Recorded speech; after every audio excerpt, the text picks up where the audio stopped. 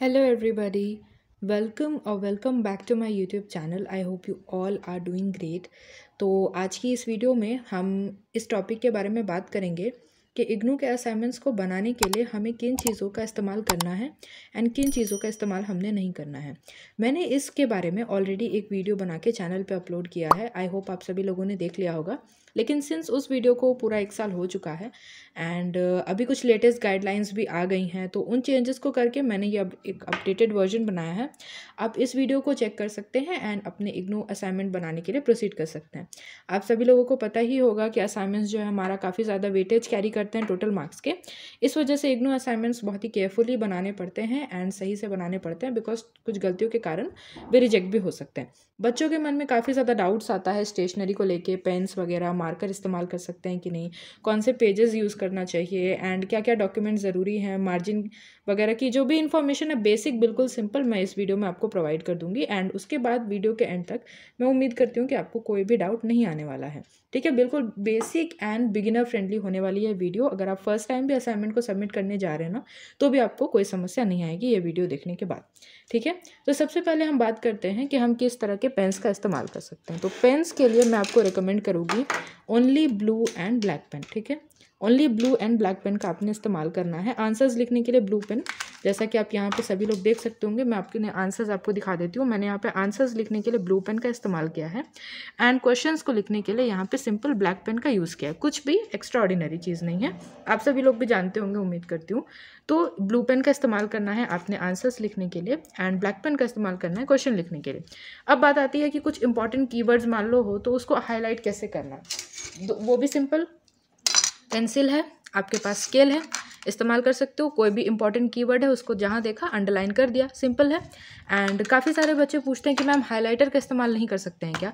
तो इसका आंसर यही है कि इग्नू के असाइनमेंट बनाने में हाइलाइटर्स एंड मार्कर्स का इस्तेमाल जो है ना, वो ना के बराबर होता है। ज़्यादातर बच्चे प्रेफर नहीं करते हैं, लेकिन फिर भी आप एकदम जिद पे अड़े हुए हो कि नहीं मैम हमने तो हाइलाइटर यूज़ करना ही करना है, मतलब मानेंगे ही नहीं हम लोग। तो एक चीज़ आप कर सकते हो कि ये अलग अलग कलर्स के इस्तेमाल मत करना, जैसे कि कहीं पे ग्रीन कर दिया, कहीं पे ब्लू कर दिया, येलो कर दिया। नहीं, अगर हाइलाइटर इस्तेमाल कर भी रहे हो तो एक कलर को थ्रू आउट असाइनमेंट करना एंड ज़्यादा भी मत कर देना, मतलब इतना भी ज़्यादा रंग बिरंगा नहीं लगना चाहिए पेपर खोलते के साथ कि ये क्या बच्चे का कोई प्रोजेक्ट है, ऐसा भी नहीं लगना चाहिए। प्रोफेशनल लगना चाहिए, प्रोफेशनल लुक आना चाहिए।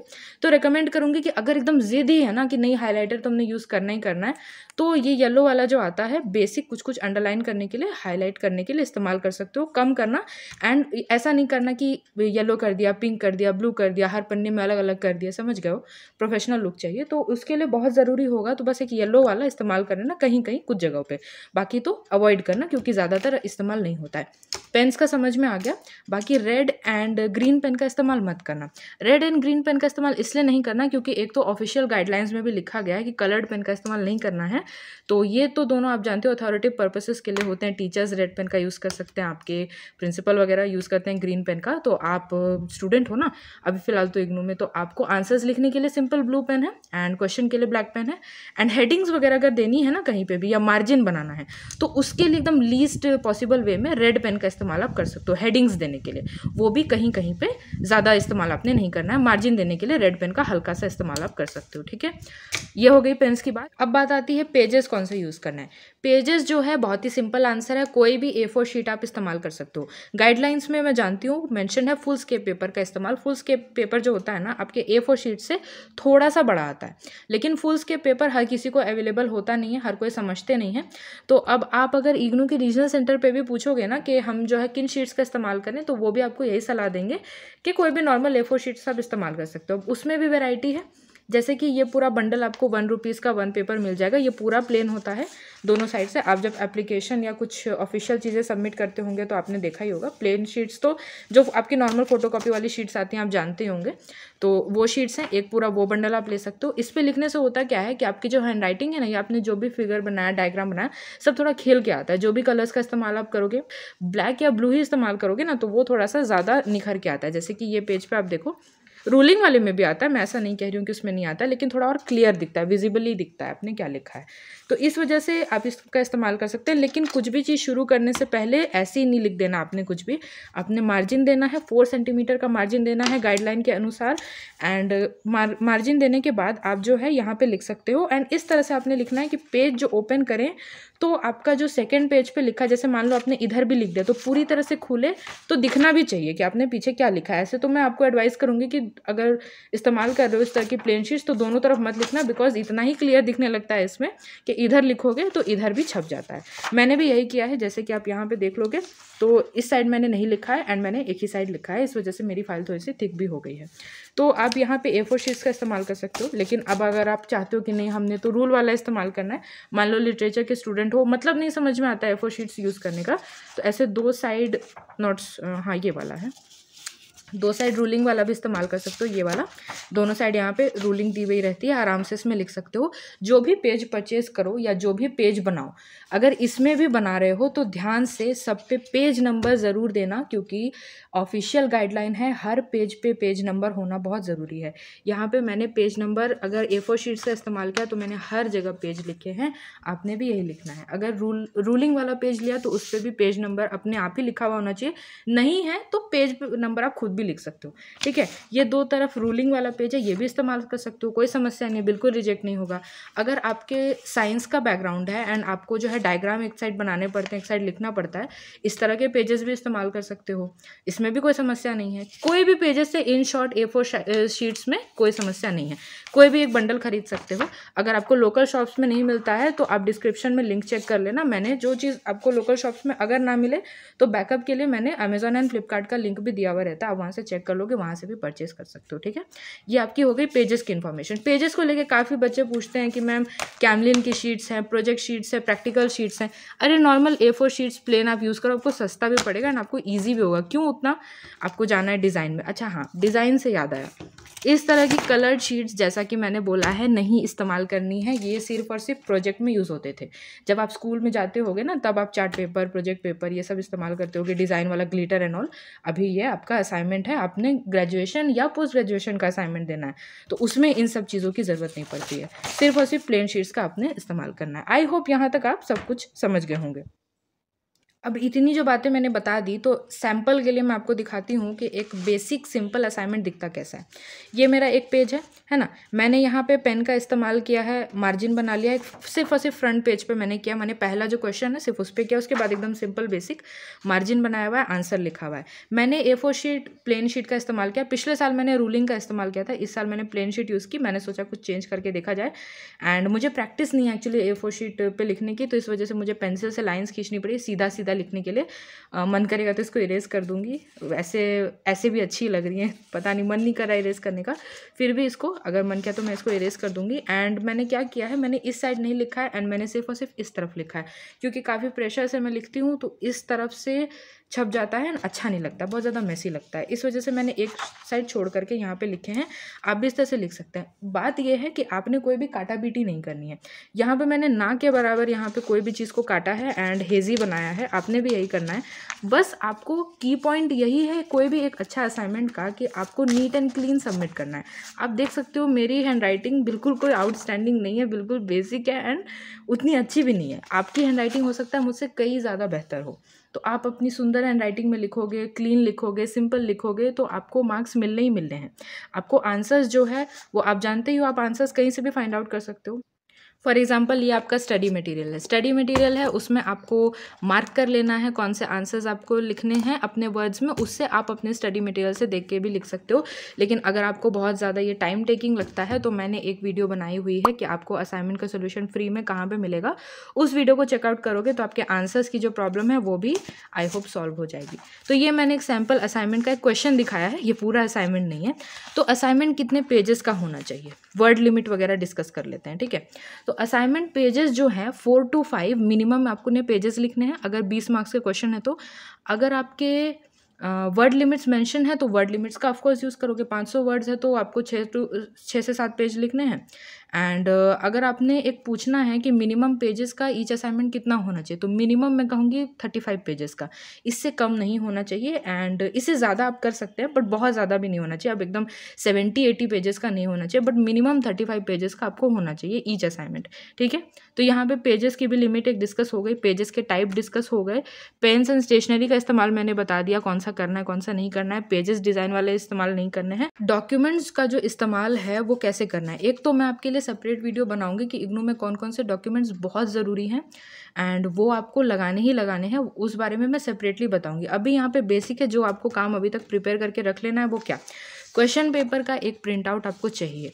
आपको लगेगा कि मैंने यहाँ पे क्वेश्चन लिखा, अब प्रिंट आउट किस काम का, या प्रिंट आउट ले लिया तो क्वेश्चन किस काम का, लेकिन एग्जामिनर को कैसे पता कि आपने किस क्वेश्चन का आंसर अटेम्प्ट किया है या नहीं किया है। हो सकता है मैं यहाँ से, मुझे ये आंसर पहले पता था, मैंने यहाँ से लिखना शुरू कर दिया, उसको कैसे पता कि मैंने कौन सा आंसर अटेम्प्ट किया है। आपको बस सिंपल सी बात है, इतना डेप्थ में जाने की ज़रूरत नहीं है, क्वेश्चन पेपर भी एक अटैच कर देना, क्वेश्चन भी लिख देना, आपका फुल प्रूफ तैयार हो जाएगा। तो एक क्वेश्चन पेपर की कॉपी भी आपको चाहिए एंड एक आइडेंटिटी कार्ड भी चाहिए। ये आइडेंटिटी कार्ड का मेरा जेरोक्स है, मैं यहाँ पे शो नहीं कर रही हूँ बट आप समझो ये आइडेंटिटी कार्ड का जेरोक्स है, कलर या ब्लैक एंड वाइट कुछ भी चलेगा। एंड फिर आता है आपका फ्रंट पेज। इग्नू का जो फ्रंट पेज है फिल आउट करना आपको बहुत अच्छे से सिखा दिया है, ये सब चीज़ें जो हैं कहाँ मिलेंगी आपको वो फाइंड आउट करना मैंने वीडियो में भी सिखा दिया है। बात रही ये कि इग्नू का फ्रंट पेज हमने बनाना है, अपने हाथों से हैंडमेड बनाना है, तो बना लीजिएगा इग्नू का सिंबल वगैरह। ध्यान रखिएगा कि डिज़ाइन के चक्कर में बेसिक इन्फॉर्मेशन देना मिस ना कर दो, ठीक है, बहुत ज़रूरी है। कितना भी सुंदर बना लो, ये डिटेल्स ही नहीं दी तो वो क्या करेंगे आपके फ्रंट पेज की सुंदरता देख के, इसीलिए अलर्ट माइंड होकर के सब कुछ करना। एंड फ्रंट पेज हो गया, आइडेंटिटी कार्ड हो गई, क्वेश्चन पेपर हो गया, ये 3 चीज़ों का जेरोक्स आपने खुद से निकलवा लेना है, कोई बोले या ना बोले, क्योंकि ये 3 चीज़ें ऐसी है जिसका प्रिंट आउट अगर आप जाके स्टडी सेंटर पे मांगोगे असाइनमेंट सबमिट करने वाले दिन तो हो सकता है वो आपको डिनाई कर दें। इस वजह से ये सब चीज़ें आपको घर से ही प्रिंट करा के जानी है। अदर डॉक्यूमेंट्स की जानकारी चैनल पर है ही, आपने देखा ही होगा। तो ये एक तरह की मैंने आपको इन्फॉर्मेशन दे दी, आंसर्स दिखा दिए, पेजेस दिखा दिए, सब कुछ हो गया। अब बात आती है कि इसको सबमिट कैसे करना है। सबमिट करने के 2 तरीके हैं।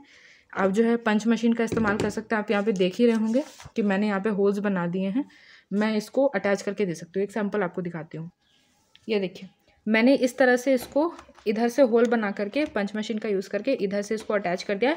नॉट जो है वो मैंने इस तरफ रखी है, ठीक है, आप चाहें तो नॉट इधर भी बना सकते हैं, बस अटैच इस तरह से करना है। ये रहा फ्रंट पेज एंड इस तरह से आपको अटैच करना है, ये रहा क्वेश्चन पेपर एंड आपको ऐसे लगाना है कि ये बिल्कुल बुक की तरह ओपन हो। अगर इस तरह मैंने नहीं लिखा है तो कोई प्रॉब्लम नहीं, लेकिन इस तरफ अगर आप लिखते हो तो बहुत अच्छे से लगाना ताकि ओपन हो सके ठीक से। एंड यहाँ पे मैंने लगभग बहुत सारे पेजेस लिखे हैं, आपको पता ही है कितनी मेहनत लगती है असाइनमेंट बनाने में। एंड इस तरह से ओपन होना चाहिए कि आपका सब कुछ क्लियरली दिख जाए, पूरे तरह से पेजेस ओपन होने चाहिए। इसी वजह से आप यहाँ पे थ्रेड का इस्तेमाल कर सकते हैं या टैग्स का इस्तेमाल कर सकते हैं। इस तरह का थ्रेड आप पहचान गए होंगे, आपके जो याद करिए प्रैक्टिकल फाइल्स जो आते थे उसमें इस तरह का थ्रेड लगता था, तो मैंने उसी थ्रेड का इस्तेमाल करके होल्स बना के इन सारी चीज़ों को अटैच यहाँ पे कर लिया है, ठीक है। आप चाहें तो इस तरह से भी डिस्कस, यहाँ पे थैंक यू फॉर असेसमेंट लिख दिया मैंने, ऐसे ही ज़्यादा ताम झाम नहीं। तो ये जो है मैंने एक बुकलेट टाइप का यहाँ पे बना लिया है, इस तरह से मैं चाहूँ तो सबमिट कर सकती हूँ। इसके अलावा क्या अल्टरनेटिव है, फाइल्स इस्तेमाल आप कर सकते हैं। अब आप सभी लोग पूछते हैं कि फ़ाइल्स को इस्तेमाल करना ज़रूरी ही है क्या, बिना फाइल्स के सबमिट हो नहीं सकता क्या? बिल्कुल हो सकता है। अगर आपके रीजनल सेंटर ने कहा है कि आप असाइनमेंट को टैग्स करो तो टैग कर सकते हो, टैग आप जानती होगे क्या होता होगा। फाइल्स इस्तेमाल करनी है तो कर सकते हो, बट फाइल्स जो हैं वो प्लास्टिक की नहीं होनी चाहिए। स्टिक फाइल्स जो आपकी पहले चलती थी वो अब बंद हो चुकी हैं, आपको कार्डबोर्ड या पेपर का इस्तेमाल करना है। मैं नहीं कह रही कि आपसे बहुत महंगी महंगी फाइलों का इस्तेमाल करो, ये सैम्पल दिखा रही हूँ। ये उस वक्त की बात है जब मैंने फाइल खरीदी थी, बिकॉज लॉकडाउन चल रहा था, तभी लोकल शॉप सारी बंद थी, मजबूरी थी, तो इस वजह से मैंने ये फाइल खरीदी थी। एंड इसलिए खरीदी थी क्योंकि इसके अंदर में ऐसे थ्रेड्स थे, मुझे वो जो एक स्टेपल टाइप के टैग आते हैं वो मुझे पसंद नहीं है, उससे मेरा असाइनमेंट ठीक से खुलते नहीं है, तो मैंने ये फाइल परचेज करी थी। एंड ब्राउन कलर में थी, इस वजह से आपको याद ही होगा मैंने इसको दिखाया था अमेजोन से, मैंने जो ली थी, लिंक इसका डिस्क्रिप्शन में होगा, अगर आपको चाहिए तो देख सकते हैं। मैंने ये इसलिए परचेज़ करी थी क्योंकि मेरे जो असाइनमेंट है ना उसकी जो थिकनेस है वो बहुत ज़्यादा हो जाती है। अगर आप यहाँ पे देखो तो मैंने आपको कहा 35 पेजेस मिनिमम है, लेकिन मेरे जो असाइनमेंट की थिकनेस है थोड़ी बढ़ जाती है। मुझे कभी कभी लगने लगता है कि थ्रेड तो मैंने लगा दिया, लेकिन क्या होगा कि अगर ये पेजेस निकल गए तो, एंड इसी वजह से मैं अपने फाइल्स में सबमिट करती हूँ। आपकी मर्जी है, अगर आपकी रीजनल सेंटर ने नहीं ज़बरदस्ती की है तो आप फाइल्स में नहीं भी सबमिट कर सकते हो, कोई कंपल्शन नहीं है है आपके ऊपर। बस आपको ध्यान रखना है अपने असाइनमेंट के अकॉर्डिंग। आप गाइडलाइंस को अपने हिसाब से फॉलो करोगे ना। अगर आपके असाइनमेंट बहुत थिक हो गया, आपको डर लग रहा है कि ये पतले से थ्रेड से नहीं टिकने वाले हैं, तो आप फाइल्स में डालो। एंड इतनी मैं तो अगेन आपसे सजेस्ट कर रही हूँ कि आप जो है सिंपल बेसिक शॉप्स पे जो मिलती है ना स्टेशनरी की, पेपर, रिकॉर्ड, फाइल वगैरह, वो इस्तेमाल कर सकते हो। बस यही है कि होल्ड करना चाहिए आपके सारे डॉक्यूमेंट्स उसमें। तो ये है यहाँ पे ऑप्शन आपके पास, या तो आप फाइल्स में डालो या तो आप सिंपल थ्रेड वगैरह का इस्तेमाल करके ऐसे भी सबमिट कर सकते हो। चाहो तो एक A4 शीट प्लेन लगा के कवर कर सकते हो, ताकि ये पेजेस गंदे नहीं होने चाहिए ना। इस वजह से मैं आपको कहती हूँ फाइल में देने, क्योंकि ये पेज पूरा गंदा हो जाएगा। आप अगर एक बार देख लोगे कि इग्नू के आपके जो असाइनमेंट्स है ना वो थोप के बाद कहाँ सबमिट होते हैं, तो खुद ही डर जाओगे आप कि ये इतनी मेहनत से मैंने लिख के दिया और संभाल के भी इन्होंने नहीं रखा। तो डर के मारे आप फाइल्स में सबमिट करोगे, बात ये है। तो मैंने आपको बिल्कुल ही ब्लंट तरीके से बता दिया है कि क्या कारण है कि मैं फाइल्स में सबमिट करती हूँ, और टोटली डिपेंड्स अपॉन यू। आप चाहते हो तो नहीं इस्तेमाल कर सकते हो, चाहते हो तो कर भी सकते हो। बाकी पेजेस की इन्फॉर्मेशन, स्टेशनरी वगैरह यहाँ पे सब कुछ एक्सप्लेन कर दिया है। अभी असाइनमेंट को लेके और भी इन्फॉर्मेशन आएगी। डॉक्यूमेंट्स के बारे में काफ़ी ज़्यादा कन्फ्यूजन होती है, कौन सा यूज़ करना है। अलग अलग रीजनल सेंटर है ना इतने सारे, तो काफ़ी ज़्यादा डाउट में सब लोग रहते हैं कि किस रीजनल सेंटर का क्या नियम है। ऐसे तो मैंने गाइडलाइंस ऑनलाइन ऑफलाइन सबमिट करने की आपको अपडेट कर दिया, वो भी आप चेक करते रहो। 31 मार्च अभी इसकी लास्ट डेट है, ठीक है। एक्सटेंड होगी, लेकिन बनाना शुरू कर दो क्योंकि 1 जून से एग्ज़ाम है सारे के सारे, ठीक है। तो मुझे लगता है सभी लोगों को समझ में आ गया होगा। कोई इसके अलावा डाउट होता है तो कमेंट सेक्शन हमेशा ओपन रहते हैं, आप कुछ भी पूछ सकते हो बिना किसी हिचक के। So I hope you found this video useful, and if you did, then press the like button, share and subscribe, and I will see you with the next update. Thanks for watching.